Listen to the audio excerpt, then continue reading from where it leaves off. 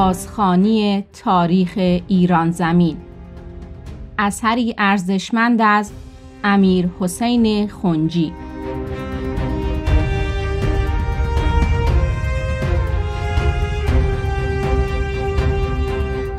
بخش نخست، پیدایش ایران.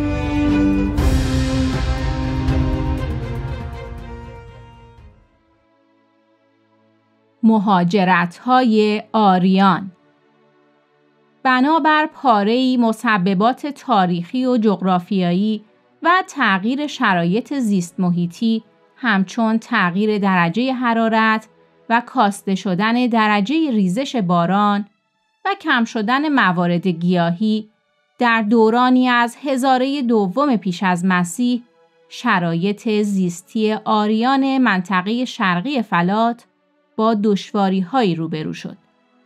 با افزوده شدن جمعیت در زمین‌هایی که به اندازه کافی موارد غذایی برای انسان‌ها و دام‌ها نداشتند، میان جماعات آریایی شرق فلات بر سر حفظ یا حصول زمین‌های بارورتر درگیری‌هایی بروز کرد و خصومت‌های دامنه‌دار و جنگ‌هایی به راه افتاد. از اونجا که هر دسته از جماعات آریایی دسته‌ای از ایزدان رو می‌پرستیدند که از نظر سلسله مراتب با ایزدان دستجات دیگه تفاوت‌هایی داشتند و از اونجا که در دنیای کهن پیروزی در جنگ‌ها بدون یاوری ایزدان قابل تصور نبود، جنگ‌های دستجات جماعات آریایی به شکل ستیز میان وابستگان به ایزدان گوناگون در اومد و در نتیجه نوعی خصومت ایزدان وارد پندار آریان شد که به تبع اون هر کدوم از دستجات قبایل متخاصم ایزدان حامی خودش رو خدایان برحق و ایزدان حامی دستجات قبایل رقیب رو خدایان دشمن پنداشتند و در مراسم عبادی خودشون اونها رو مورد نفرین قرار دادند. به دنبال این امر دیوه و اهوره که پیشترها دو برادر بودند و مقام همسانی داشتند، به دو خدای متخاصم برای دو بخش متخاصم قبایل آریایی تبدیل شدند.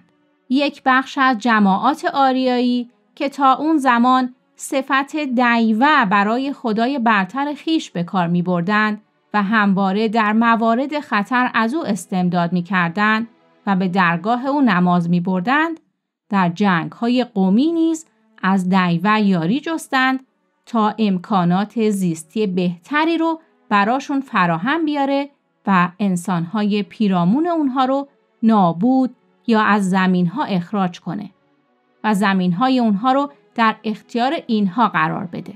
بخشی دیگه از این جماعات برای همین هدف به اهوره متوسل شدند و از اون یاری طلبیدند که در برابر تجاوز دشمنان پیروزشون کنه و دشمنان رو از اونها دور کنه یا نابود کنه. در نتیجه ستیزه ها و درگیری های جماعات آریایی به گونه‌ای ستیزه ها و درگیری های میان پرستندگان دو خدای بزرگ آریایی بود که این حامی یک گروه و آن حامی گروه دیگه پنداشته میشد. اونها که از دیوه یاری میخواستند با کسانی در نبرد بودند که در مقابل اونها از اهوره یاری میطلبیدند. پرستندگان دیوه خواه و ناخواه به اهوره به عنوان منشأ بدی و شرارت نگریستند و از دیوه طلب کردند که اهوره رو شکست بده تا نتونه به دشمنان اونها یاری برسونه. و چون که پرستندگان اهوره همچنان نیرومند و استوار بودند، پرستندگان دیوه خشم خودشون رو متوجه اهوره کردند و اون رو مورد لعن و نفرین قرار دادند. و از این زمان اهوره نزد اونها به ضد خدا تبدیل شد.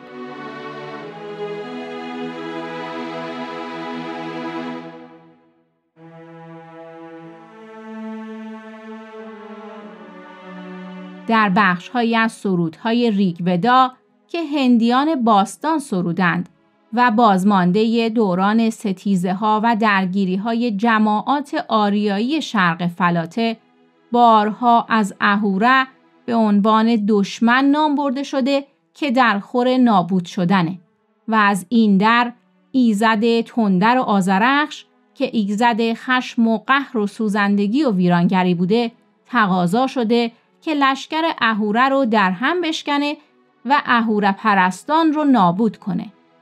این که در آیین ایرانی دیوه دشمن بشریت و خالق شر و بدی و در خور نابود شدنه و طرفداری از اون به کلی برای بشریت ممنوع شده، خاطره‌ای هستش که از زمان درگیری‌های آریان ما قبل مهاجرت و از هزاره دوم پیش از مسیح در اذهان ایرانیان باز مونده و همراه دیگر باورهای سنتی در درون فلات ایران پراکنده شده.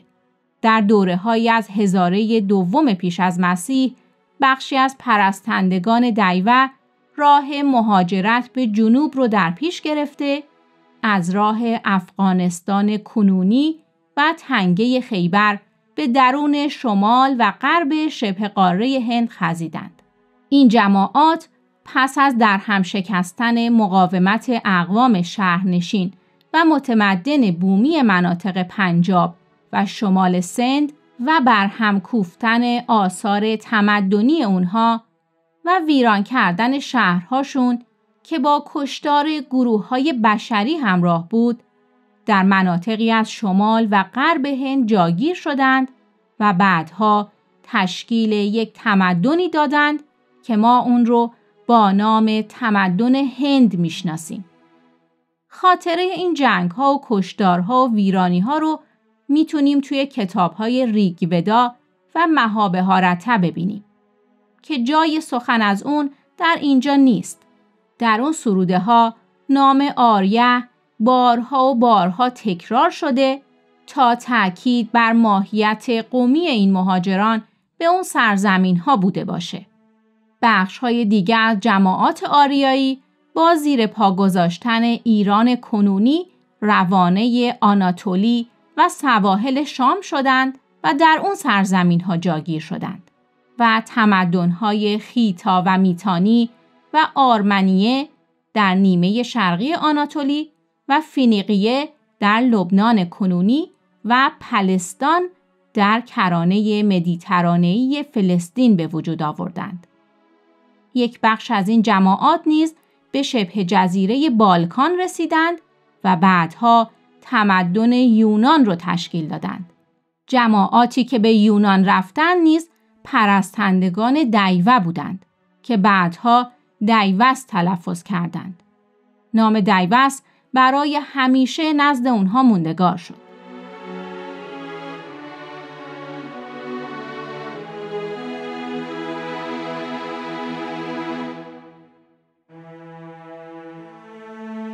تاریخ‌نگاران غربی علاقه دارند که مسیر مهاجرت آریانی که به آناتولی و کرانه شرقی مدیترانه و نیز سرزمین‌های یونان رسیدن رو از راه شمال دریای مازندران و عبور از منطقه قفقاز به سوی جنوب و سپس غرب بدونند.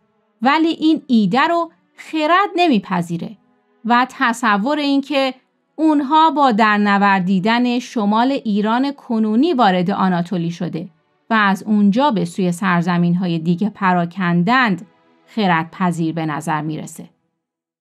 جماعات بزرگی که به هزاران و ده‌ها هزار از سرزمین اصلیشون جا کند میشن تا به زمین‌های پربارتری نقل مکان کنند، امکان نداره که وارد بیابون‌هایی شده باشند که در شرق دریای مازندران واقع بوده. به امید اون که شاید پشت این بیابون‌ها که در اون زمان پایان ناپذیر به نظر می رسیده، شاید زمین‌هایی بهتر از زمین‌های خودشون وجود داشته باشه. اگه اونها نه از نواحی مرکزی فلات ایران بلکه از نواحی شرقی ایران کوچیده باشند، عبورشون از مسیر مرو و گرگان و ری و قزوین و آذربایجان بوده. آثار شهرهای ویران شده و گاه به آتش کشیده شده که در این مسیر توسط باستانشناسان از زیر زمین بیرون کشیده شده میتونه یادآور این عبور باشه.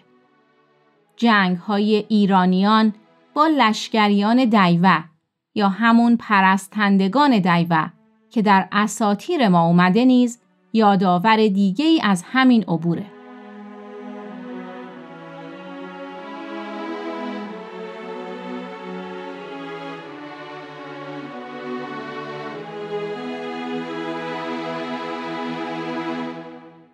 ایرانیان و ایران زمین. آریان یک جانشین که اهوره خدای برترشون بود، در نواحی سوقدیانه و هوارزمیه، باختریه، مرغیانه، هریوه، درنگیانه، هیرکانیه، رقه و اسپدانه و نقاط دیگر شامل سرزمین‌های ازبکستان، تاجیکستان، ترکمنستان، افغانستان و ایران کنونی جایگیر بودند. اینها تنها بخشی از قوم بزرگ آریا بودند که نام قومی خودشون رو برای همیشه حفظ کردند و بر سرزمین‌های محل سکونتشون نهادند. نام نژادی اونها ایریه بود که بعدها اریه و آریا شد. این نام وقتی جمع بسته می شد ایریان بود که بعدها ایران شد. ایران که تلفظ کنونینش ایران هست نام قومه نه زمین، یعنی ایریه ها، و سرزمینشون ایران زمین هست، یعنی زمین ایریه ها. ولی در زبان پارسی کنونی که پس از فتوحات اسلامی شکل گرفته و بسیاری از واژگان و مفاهیم، اصطلاحات و عبارتها و نامهای ما رو دگرگون کرده، سرزمین رو ایران و مردم سرزمین رو ایرانی و ایرانیان میگیم. در دین ایرانی که با گذشت زمان تا اواخر هزاره دوم پیش از مسیح شکل گرفت و بعدها در مجموعه دینی موسوم به اوستا تدوین شد، همه خدایان آریایی از مرتبه خدایی به زیر کشیده شدند و هر کدوم به یک ایزد تبدیل شد. ایزدان نه خدا، بلکه کارگزاران آفریدگار جهان بودند. آفریدگار جهان نیز صفت اهورامزدا گرفت که ذاتی نادیدنی و وصف ناشدنی بود. لذا میترا نیز که روزگاری خدای برتر بود به یکی از ایزدهای اهورامزدا و آفریده اهورامزدا تبدیل شد. در نخستین عبارات سرود باستانی مهریشت از زبان اهورامزدا این گونه از میترا یاد میشه: آنگاه که من میترا را آفریدم، میترا که بر مرغزارها و چراگاه‌های گسترده حاکم است و ستودنی و نیایش شدنی است، همان گونه که من خودم ستودنی و نیایش شدنیم. دیگر خدایان آریایی نیز هر کدوم در مرتبه‌ای به همین گونه ایزدهای اهورامزدا شدند. اهورامزدا تنها آفریدگار و کردگار جهان شناخته شد، ولی ایزدان همواره در نیایش‌های فصلی و موسمی مورد ستایش قرار می گرفتند.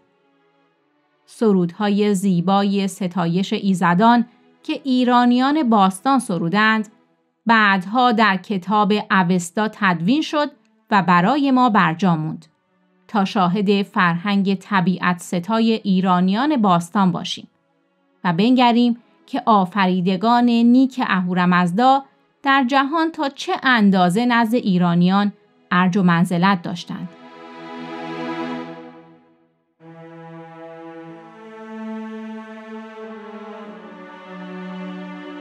عقیده به روح انسانی و زندگی پس از مرگ نیز در آینده بخش اصلی باورهای دینی ایرانیان شد. بنابر عقیده اونها روح انسان پس از مرگ اون از کالبد خاکیش رها می شد و به عالم اختران میرفت و به زندگی ادامه میداد. این روح رو فروهر مینامیدند. گفته میشه که فروهرها هر ساله همراه بهار در آغاز ماهی که به نام اونها نامگذاری شد که اکنون ماه فروردین هست به زمین می اومدند و برکات آسمانی رو با خودشون به زمین می آوردند و در 13مین روز فروردین به آسمون ها برمی گشتند. در یکی از آخرین روزهای اسفند ماه که ماه مقدسی به شمار می رفت برای ایرانیان، برای استقبال از فروهرها مراسم با شکوهی توسط مردم برگزار می شد که با افروختن آتش در اون شب بر فراز بلندی ها به قصد روشن نگه داشتن سطح زمین همراه بود. سپس در روز 13 فروردین برای بدرقه فروهرها به دشت ها می رفتند و جشن برپا می کردند. ایرانیان در هزاره های دور، در واحه ها و کنار رودهای درون فلات ایران در تجمعات روستایی بیشماری میزیستند و به دامپروری و کشاورزی اشتغال داشتند. هر کدوم از این تجمعات روستایی سرزمین بومیشون رو بومجکت یا بنجکت به معنای جایگاه پایه‌ای و اتحادیه روستایی رو دهیاوه یعنی دهستان می نامیدند. در هر دهیاوه تعدادی ویس یا دهکده وجود داشت که ساکنانش تیره های یک تخمایه یعنی تخمه و تبار بودند. هر ویس از شماری مانو یا خاندان تشکیل شده بود و حکم یک خانواده بزرگ رو داشت که جمعیتش از یک دودمان و نوادگان یک پدر و مادر بودند و سررشته‌شون به دوران دور تاریخ می رسید. رئیس روستا که در حکم پدر خاندان بود، ویس پاییتی یعنی پدر جماعت و هر کدام از اعضای روستا ویس پوهر یعنی پور جماعت نامیده می شد. رئیس اتحادیه روستایی متشکل از چند روستای همتبار رو دهیا و پاییتی می گفتند یعنی پدر دهستان. این نامها در آینده که ایران و زبان ایرانی متحول شد به اشکال بنگاه، تخمه، ده، دهبد، مان، ویسبد و ویسپور تلفظ شدند و تا پایان دوران ساسانی به همین اشکال موندند.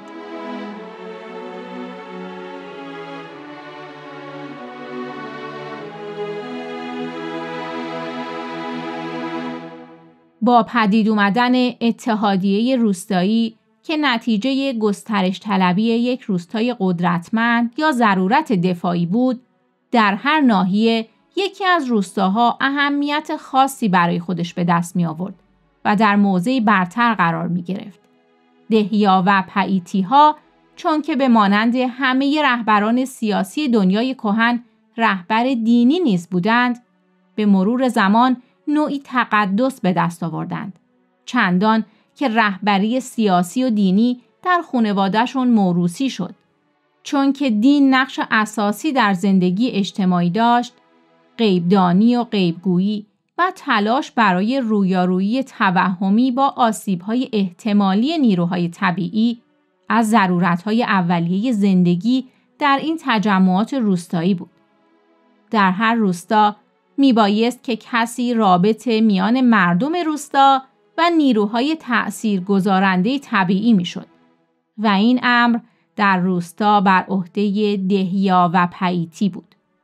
چون که دهیا و پاییتی بزرگ روستاها بود، ضرورتاً از تجربیات بیشتری نسبت به دیگران برخوردار بود و به توهم مردم بهتر از دیگران میتونست که با نیروهای تأثیرگذارنده طبیعی رابطه برقرار کنه. در نتیجه دهیا و پاییتی هم رئیس اتحادیه بود و هم رئیس دین. دهیا و پاییتی با گذشت زمانها و نسلها از ارج بیشتری برخوردار می شد و حاله‌ای از تقدس اون رو احاطه می کرد. و درباره‌اش افسانه‌ها ساخته شد. بعدها با پدید اومدن اتحادیه‌های بزرگتر روستایی، دهیا و پیتی لقب کاوی به خود گرفت که معادل واژه امیر هست. همراه با تشکیل اتحادیه‌های بزرگ روستایی و پیچیده‌تر شدن شکل زندگی اجتماعی، منصب‌های دیگری نیز در جامعه پدید اومد که دارندگان اونها از امتیازات خاصی برخوردار بودند. اینها به تناسب مناصب دینی و اجتماعیشون گرهما، اوسیج، کرپن نامیده شدند که در کنار کاوی عناصر برتر و ممتاز و تصمیمگیر جامعه رو تشکیل میدادند. جز اوستا و ریگودا و مهابهارته، مرجع دیگه‌ای برای شناختن این مناصب در دست نیست. گرهماها متولیان شعائر دینی بودند، چون جماعات آریایی هند نیز رهبران دینی رو برهما می‌نامیدند که تلفظ دیگری از گرهما هستش. اوسیج‌ها در کنار گرهماها متولیان انجام مراسم نیایش‌های ویژه و تقدیم قربانی‌ها به ایزدان بودند. به این منصب در ریگودای هندیان در ماندالای 2 و سرود 21 تصریح شده. کرپنها ظاهراً داورهای جامعه بودند که بر امر حل اختلاف نظارت داشتند یا همون قضات بودند. به همراه گذشت زمان و بزرگتر شدن جامعه در هر منطقه بر اهمیت کاوی‌ها، گرهماها، اوسیج‌ها و کرپنها افزوده می‌شد و اونها در مجموع خود در اتحادیه‌های روستایی ایرانی طبقه صاحب امتیاز رو تشکیل دادند. از اونجا که خوی قدرت طلبی و افزونخواهی انسان سیری پذیر نیست و بلند پروازی و تلاش برای پیشرفت و رشد لازمه تعالی تمدن بشریه، هر کدوم از کاویان در تلاش توسعه قلمرو خویش و دستاندازی به مناطق اطراف برمی اومدن و در نتیجه جنگ‌های خونینی به راه می‌انداختند و با تصرف روستاهای اطراف بر دامنه قلمروهای خودشون می‌افزودند و تشکیل امیرنشینان گسترده می‌دادند.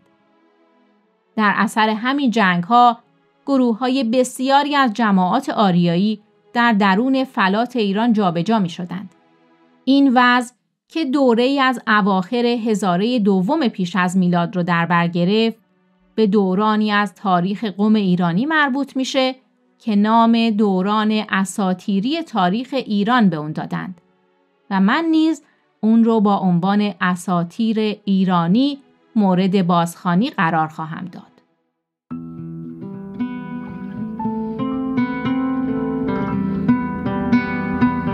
با مشترک شدن در این کانال به من در این سفر بپیوندید تا با هم گذشته را روشن کنیم و لطفاً با اشتراک گذاری ویدیوها سهمی در این روشنگری داشته باشید.